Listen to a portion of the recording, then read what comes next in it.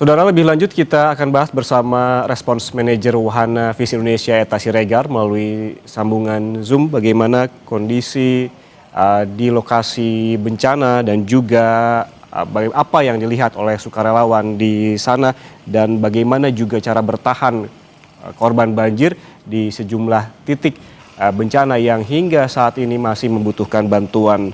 Bu Eta, selamat pagi. Selamat pagi, Pak.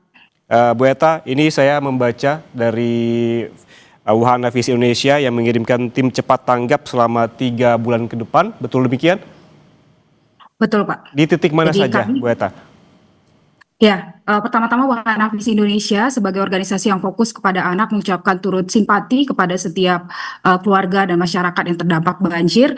Dan saat ini program Wahana Visi berada di Kota Sibolga dan juga Tapanuli Tengah. Oke, Sibolga dan juga Tapanuli Tengah.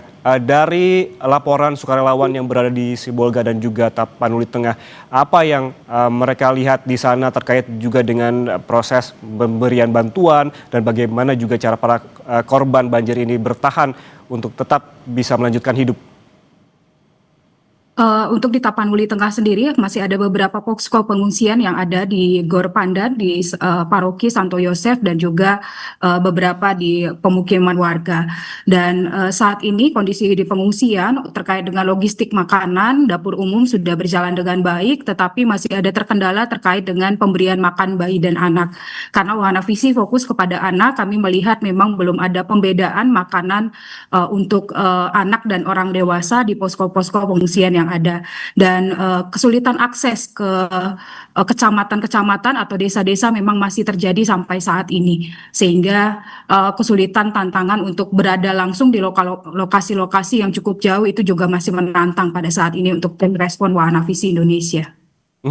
Untuk di dua daerah ini, Tapanuli Tengah dan juga Sibolga, begitu apa sih yang paling dibutuhkan oleh korban banjir? Tadi disebutkan oleh Bu Eta masih banyak juga warga yang rentan begitu seperti bayi dan juga lansia yang memang membutuhkan bantuan.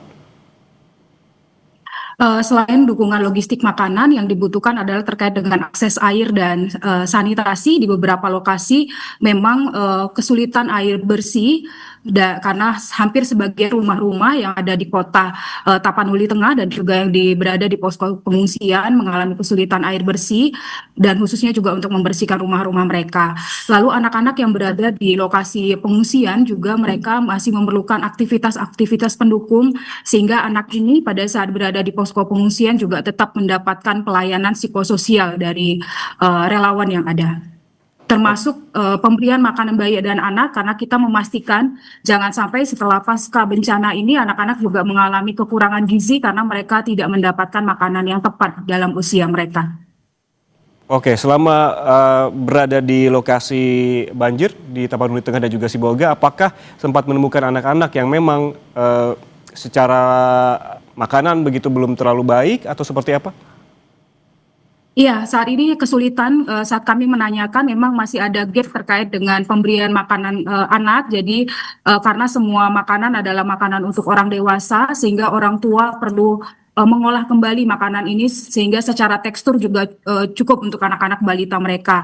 Dan kami sangat bersyukur buat para relawan yang juga mendukung dalam program tanggap bencana ini, tapi kami ingin juga memastikan bahwa setiap dukungan juga tepat sasaran dengan yang ada. Saat ini penyebaran susu formula juga terjadi di beberapa posko pengungsian, dan ini juga bisa menjadi tantangan tersendiri karena saat tidak tersedia air bersih dan orang tua tidak diedukasi tentang pemberian susu formula, itu juga bisa menjadi dampak lanjutan karena tidak semua anak-anak cocok diberikan susu formula, dan juga ada anak-anak yang memiliki alergen terhadap susu. Seperti itu, Pak.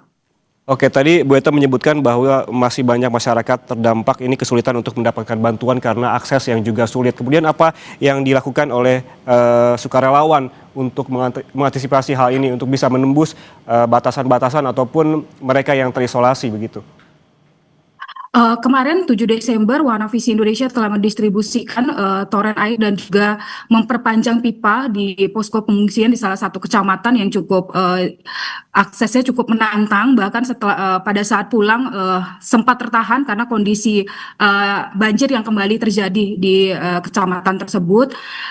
Yang dilakukan oleh Warna Visi adalah kita memperpanjang pipa yang ada di posko pengungsian sehingga tidak terlalu jauh penyintas untuk mendapatkan akses air. Jadi kita menyambung 130 meter pipa sehingga air bisa segera didapatkan oleh penyintas yang ada di pengungsian. Dan kita juga sudah membuka dapur PMBA bagi anak bekerja sama dengan Dinas Kesehatan Tapanuli Tengah dan juga SPPG.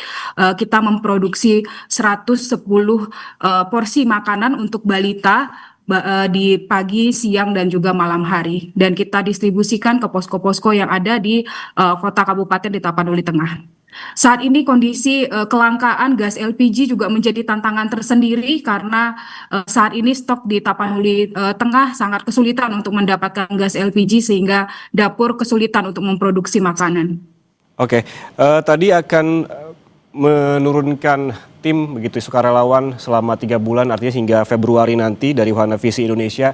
Skema pemberian bantuannya seperti apa? Apakah bekerja sama dengan pemerintah? Bagaimana menyalurkan bantuan ini? Apakah meminta bantuan juga dari tim gabungan agar bisa menembus tempat-tempat yang terisolasi? Seperti apa secara teknisnya, Bu Eta?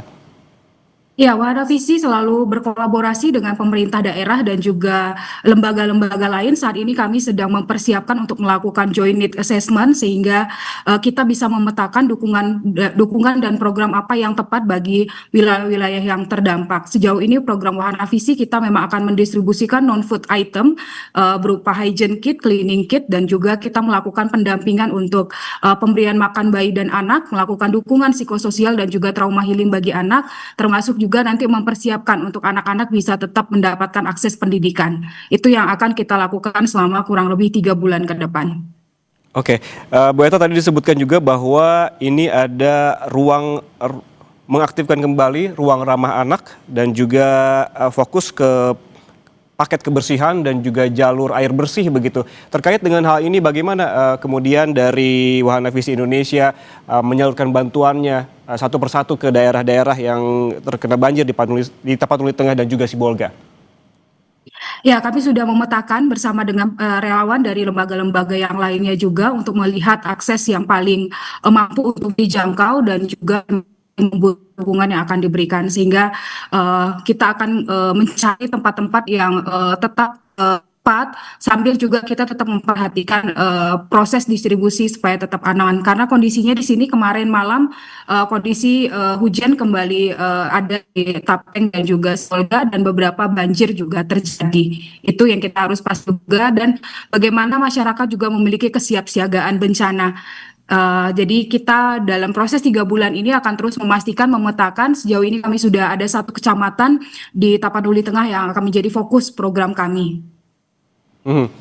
Bu Eta, masih adakah titik ataupun daerah yang menjadi target dari Wahana Visi Indonesia yang hingga saat ini belum bisa dijangkau?